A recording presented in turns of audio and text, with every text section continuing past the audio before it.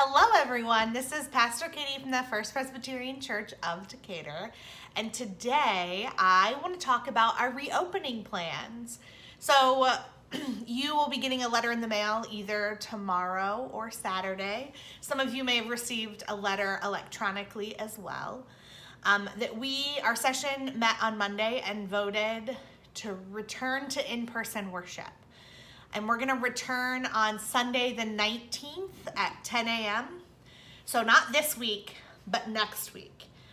So we still have another week. We purposefully chose this week for a lot of reasons. We wanted to wait 2 weeks after the 4th of July, knowing that many of us were out at the lake, had people visiting in from out of town, to give ourselves kind of a 2-week quarantine, but also to give us enough time to let folks know what's going on. So this week we will still have worship online at 10 a.m. So you can find us on Facebook or YouTube to watch that for this week. And then next week we will resume in-person worship, but it's going to look very differently. So in the letter that I sent out, we laid out all of the changes that we're making to protect ourselves and to protect you all as you come and worship with us. And I wanted to run through some of those new requirements and the changes that we're making. Excuse me. First, masks will be mandatory. So we're asking everyone who comes into the building to wear a mask. If you do not have a mask, we will provide one for you at the door.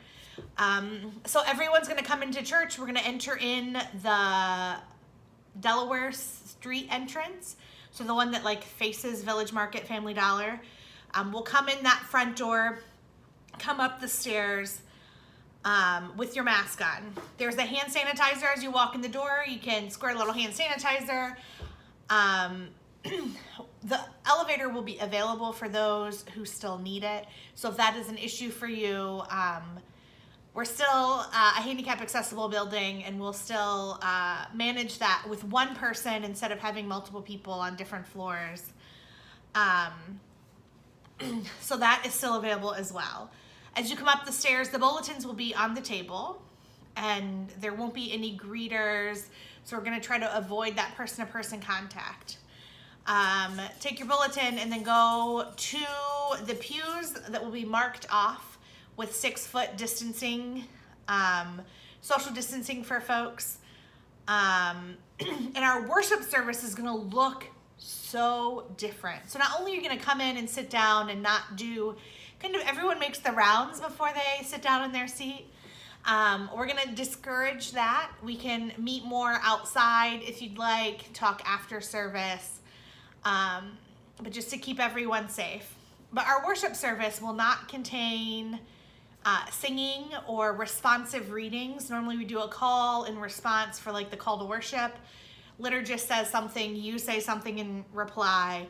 We read together the prayer of confession, the prayer of illumination. We will read those together silently. It's going to allow us to engage in worship differently. There's a part of me that's kind of excited about the new things that we can try that we haven't done before, trying to incorporate maybe more sign language, body movement, opportunities instead of just using our words. But we're going to try to limit, even though we have our masks on, limit the amount of time that we are talking together. So that is going to be a huge change. We also will pass the peace differently. It's not that it won't happen. It's that we are going to discourage the kind of passing of the peace where you go around and shake hands with everyone. We're going to pass the peace from where we are. So that stuff's going to be different. The offering plates will not be passed. They'll be stationed at the exit and the entrance so that you can just drop in your offering there. We also will not be able to offer childcare. We can't protect the kids and our volunteers. So children are invited to stay with their families the whole service. If you're planning on coming with children, you can let me know in advance and I'll have some stuff, some goodies for them. to do and to work through during worship. But worship is going to be shorter.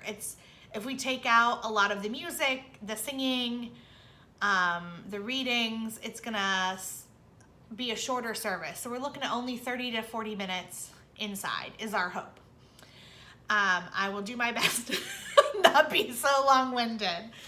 And then there's also no other Sunday school, coffee with Katie, or fellowship hour. All that stuff has been canceled until further notice. So 2 of the things that we're asking people to do other than wear masks is that we're going to ask people to wear their name tags. First of all, we may not recognize each other from here down, which I did a video about not too long ago, that it's hard to recognize people. But also our name tags will be signifiers of our comfort level of being around other people. I think one of the things that makes this time so scary for us is that I can only control me. I can't control what you're gonna do. And that makes me anxious because you don't know what other people are gonna do. But with the name tags, we're gonna give ourselves a system of letting other people know how comfortable we are with interactions. So we're gonna use a red, yellow, green system. Red means I want to be socially distanced. I am here to worship and not so much for the interaction. And so you could wear that tag for a multitude of reasons. It could be that you have you're a person in the vulnerable population that you want to try to protect yourself from getting sick. Or it could be someone who has not done a great job at social distancing previous. So if you have had visitors from out of town, or you've been out and about quite a bit lately, and you don't feel comfortable talking to other people, worried that you might have been infected, then you can choose to stay off by yourself with a red dot on your name tag. A yellow dot will signify that you're a little cautious when it comes to interactions, that you are okay talking with people but don't want to engage physically and still kind of want to keep your distance, but you're willing to interact. And green means that you're willing to interact and do a fist bump or an elbow bump or whatever other means of greeting, that you're okay with that. And we ask that you honor what other people have requested. So if somebody has a red name tag, please don't go up to them and try to hug them. But to help us know where other people are and to be respectful of it, because I don't want anyone to come and feel uncomfortable. And I think that's one of the ways that we can help people feel more at ease. The other thing we're asking that you do is our people, those that we know and love, if you know that you are going to come to church for sure on the 19th, please let us know. I don't want to say RSVP because it's just going to help our planning. We have no idea how many people to expect, how many bulletins to print off, how much space we're going to need to section off in our worship space. If we have lots of single people versus lots of families, that all changes. And so we just want to make sure that we're doing the best that we can to keep our social distance and make sure that our space and everything is set up properly for people. So these first couple of weeks, if you can let us know if you're planning on coming to worship. If you didn't RSVP, it's not going to be a problem. We'll still have plenty of room for folks, but it's just part of our planning as we're easing into this. This is all new. It's all crazy. Please bear with us. We appreciate your flexibility and willingness to join us in worship. But if you aren't willing to go out for whatever reason, maybe you know someone who's tested positive for COVID and you're self-quarantining, or you're just not comfortable being out in public yet, all of these scenarios are fine. And I don't want you to come to church if you're not comfortable. So we have other options. We will still be live streaming and posting our videos online, videos of the worship service online. And we'll also have a radio transmitter. So you can turn in to FM station 87.7 in our parking lot you can see one another, see each other, and be close, but not actually with other people. So that is a good middle option. If you want to get out of the house, you're tired of watching church in your pajamas, you can come and listen from the comfort of your own car in the AC. I suggest you park on the Catholic Church side of the parking lot, if that makes sense to many of you, where the Catholic Church used to be. Park over there. It's shadier in the morning over there on that side. Most of us will park on the other side of the church, on the George Street side. So we can go in the front door, but if you want to park on the other side, you are welcome to do that, and that would be a great way for you to join us. Also, let us know, and we'll come out and bring a bulletin for you so you can follow along with what's going on. This is a lot of information. Look for these letters. It'll be very clearly laid out. We want to make worship as safe and welcoming as possible. We think we found a way.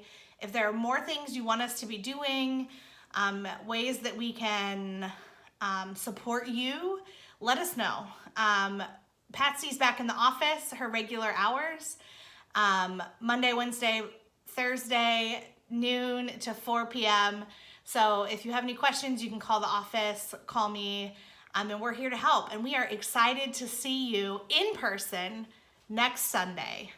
This Sunday, the 12th, we will be gathering online for hopefully our last online worship. And then we will continue with in-person worship on the 19th. Thanks, folks, and we hope to see you soon. Bye.